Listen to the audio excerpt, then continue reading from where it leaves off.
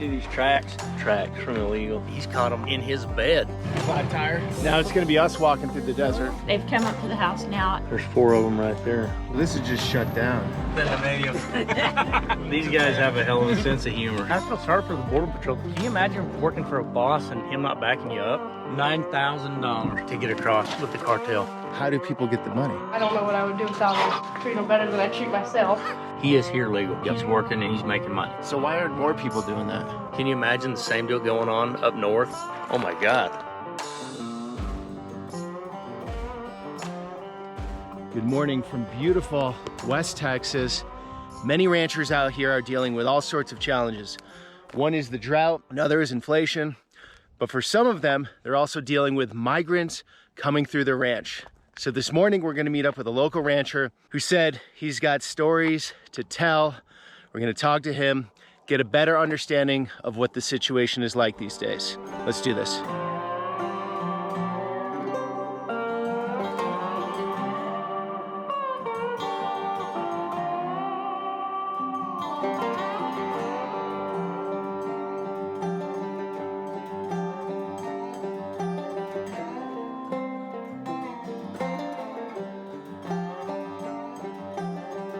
Oh yeah? You want to see some backpacks and tracks and stuff like that? Yeah. Let's go. These guys have a hell of a sense of humor. How about you, Brent? Yeah, I'm pretty dry. Jesse's my neighbor. Raimundo and Hugo. Hugo's worked for me for... ¿Cuántos años te trabajar aquí? 10 años? 10 años. Yeah, 10 years. So he's family. Mundo, ¿y cuántos años?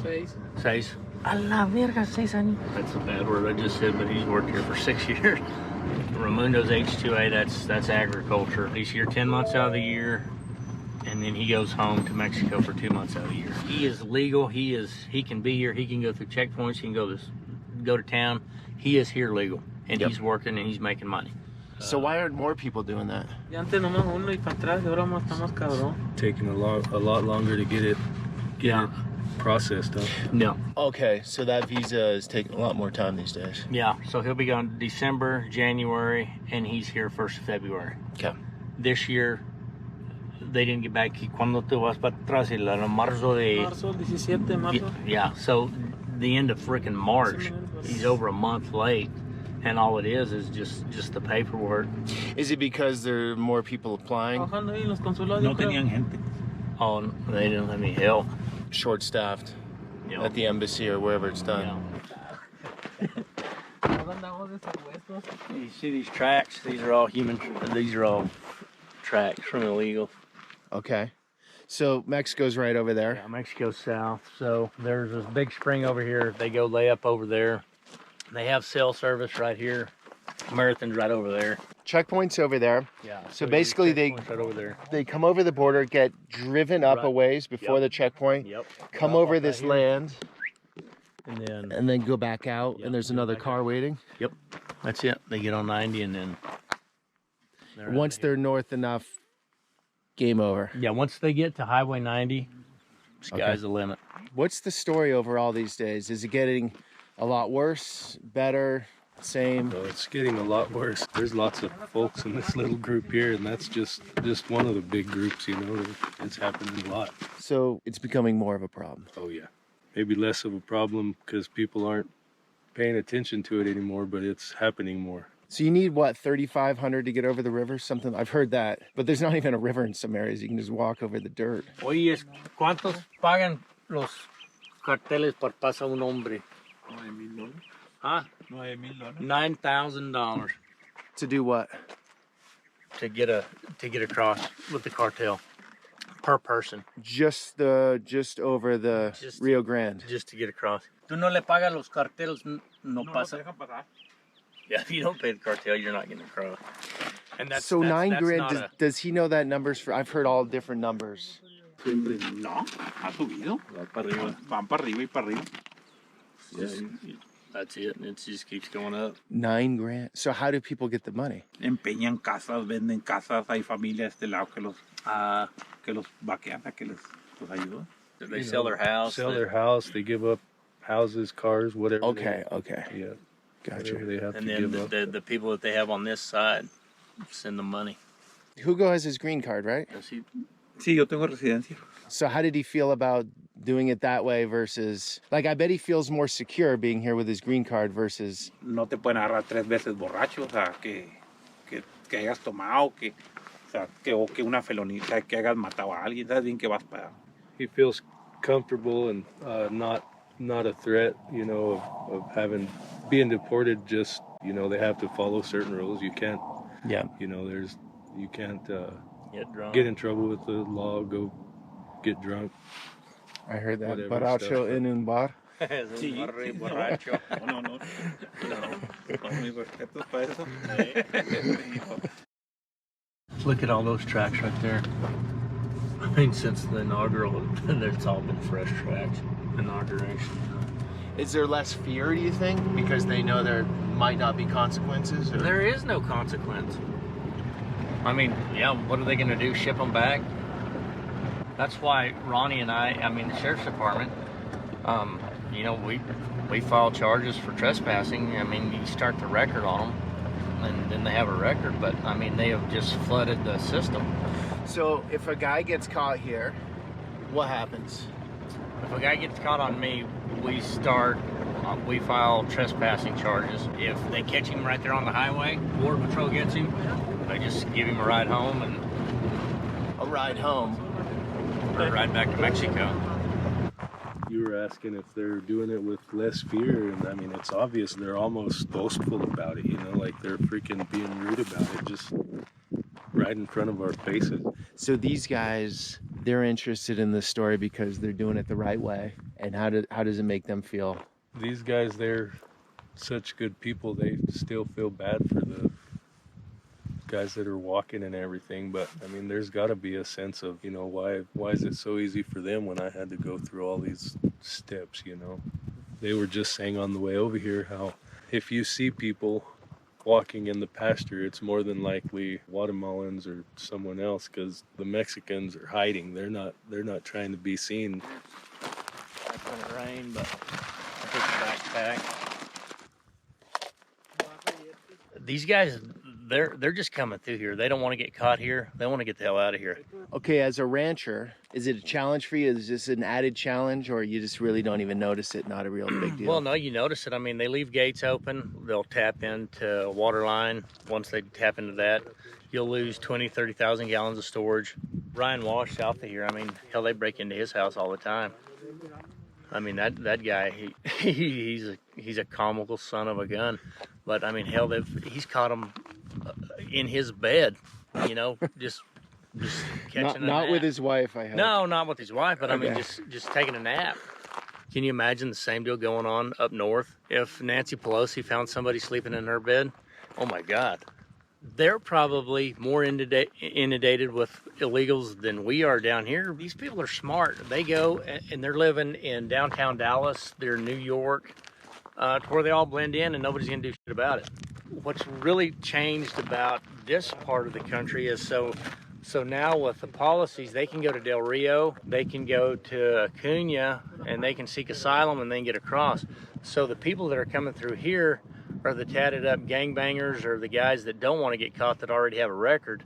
So you're getting all types, you know, you're getting mothers and children, you're getting people with honest asylum cases, you're getting people just wanting a better life, and then you're getting the fentanyl, you know, sex trafficking people, all of it. Yeah. So everything. Yeah, I mean, you can look in the Alpine Avalanche, the blotter, what the Brewster County Sheriff's has caught in the last week, and I mean, it's all human trafficking and drugs. I mean, the people seeking asylum, I don't think they come through here. I mean, hell, it's easier to get a ride to Del Rio or to Juarez, you know what I mean? Yeah. So how does it make the locals feel, this whole, when you see that in the paper? I hate to say it, but I mean, I think everybody's just got so damn numb to it because it happens so often. I got no problem with him if he's busting his ass. But you know what? If he's got the intention to come in here knowing that I'm fixing to pay for all his shit, no, that's not it. And these guys, I mean, man, they did it by the book. They contribute to society. They Right. work their asses off. We so need workers in this country. Oh my God. Yeah. Job openings everywhere. Yeah, I'm telling you what. Every city I go to. White people are the laziest. I'm telling you. What color are you? I'm white as they come. I mean, my last name's You're Charles. you're an exception, or My you're last pretty name lazy? is Charlesworth. I am a straight running honky. I mean, I'm that far from being a Mennonite. I mean, I'm a white boy. So white people are as lazy as. I'm telling you, white people are lazy. What happened? What do you mean, what happened? Well, for one, they quit whipping their ass in school. They started free lunch programs, so they don't have to work anymore. We are training these white people to just wait for the government to feed them. I mean, when I was going to school, you had a lunch. You could take a sack lunch, or they gave you lunch. Now, I mean, hell, they'll feed you breakfast, they'll feed you lunch. In the summertime, you're not even supposed to be at school. Our society is so dependent on government, and that's how they want us. But you're not lazy. No, I mean, look at that. I mean, look at that's. You don't get lazy by having that kind of tan. Look at your hands. You don't get this tan. I mean, that's. Yeah. You're a character, kind friend. of Flat tire. Now it's gonna be us walking through the desert.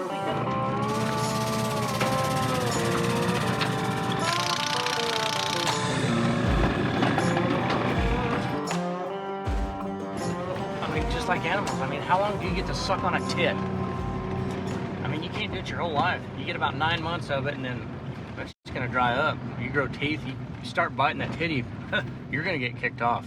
That's what's happening right now. With what? Society. Everybody is sucking on that tit. It's gonna go dry. What can a cowboy teach the country? Quit being a pussy and go make a living. So this is just shut down. And so a day like today, they're just going on up in the car, right?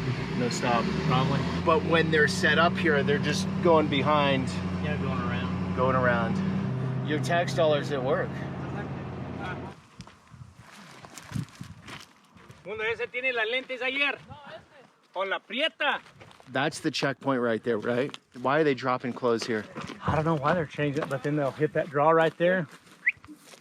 And then So just go right behind it. yeah, just go right behind it. I mean, I feel sorry for the Border Patrol. They're working their ass off, but they're closed right now because they have so many cases. There's so many people coming across, and there's so much paperwork and they don't have enough boots on the ground. I mean, can you imagine working for a boss and him not backing you up?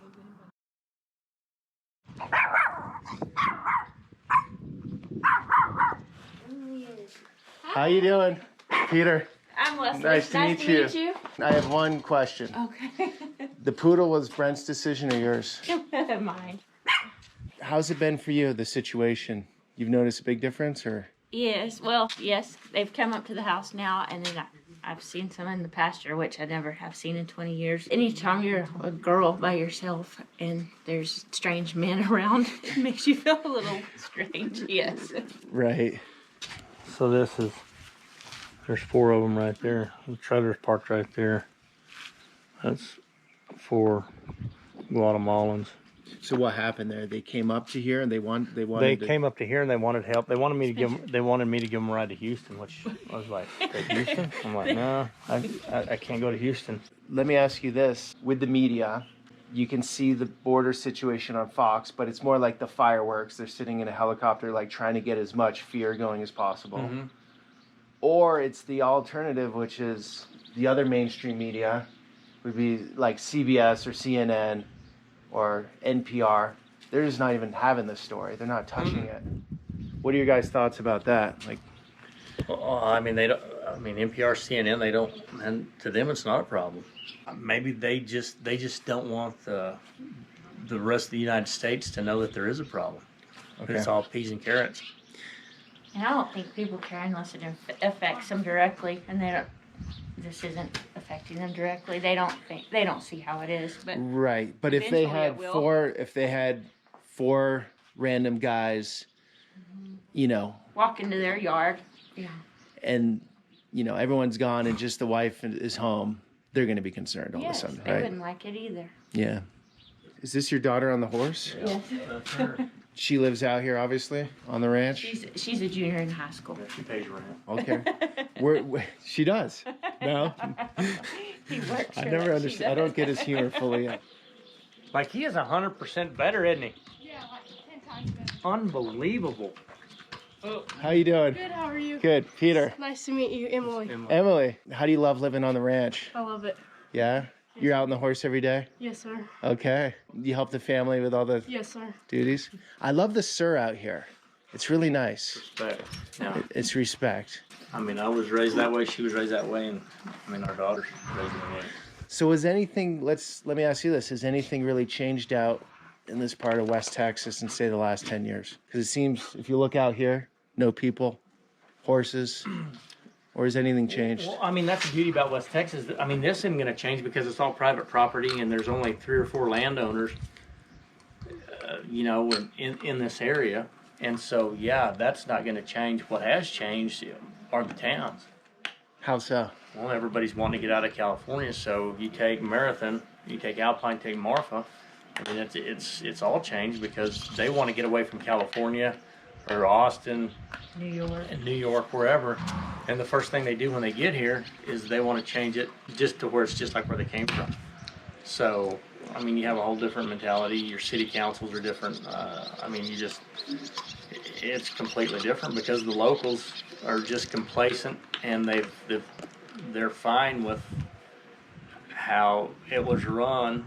And you know, most of them were conservatives, and then all of a sudden they wake up one day after the election, and you have different city council. You have, you know, mask mandates. People, what they want to do in Alpine, that guy from California got on this. Yeah, he wanted to change where everybody had to have a certain HVAC unit or something in their buildings in Alpine. And I mean, people California stuff.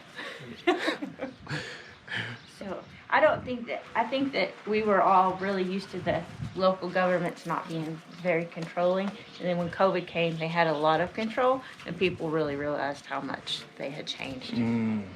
Welcome to West Texas. Look at that dust storm. It's coming this way. It's headed this way. So what do you do when that comes in? Just get inside? Sit there and take it. Put goggles on. Put goggles on. Put goggles on.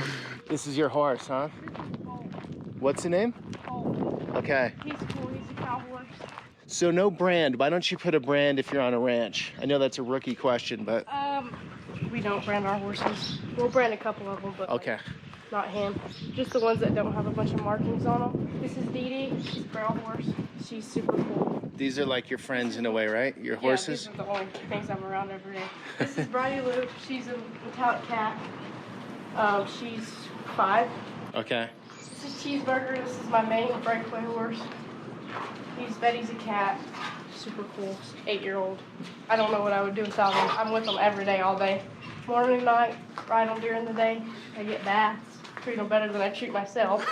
This is Hallelujah. She's my head horse. She's really cool. She's one of my favorites. She's very friendly. Very personal. Can I pet her? Yeah. I'm actually scared to ride horses. You are? Yeah. Why? One bee sting and game over, right? No, it's not that bad. You have to know what you're doing. Oh, yeah. And I don't. I won that one. Dad won that one, and then my sister won that one. How'd you win it? Just a youth rodeo, I won first. Oh, okay. And then Okay. these are all my custom saddles. These are all my good saddles. Thanks for opening up your ranch today. No, thank you. Much appreciated. Absolutely. Thank you, guys. Muchas gracias. Okay. All right, guys. Very interesting story, and one, unfortunately, that doesn't get shown so much. And there's no simple solution, but the status quo seems very hard for the people living in this part of the country. My oversimplified solution from what I've seen and what I understand to this very complex problem is we need more H-2A visas to allow people to come here to work legally and be able to go back to Mexico and then come back. More of an easy pathway to become citizens if people have proved themselves, they've added to society, and much less of this just leave it open and deal with people dying in the desert and cartels making a fortune and illegals that are here 3-4 years in America, get a speeding ticket, get deported. It just seems unsustainable and pretty much unfair to everyone. That's a wrap. We'll see you in the next one. Take care.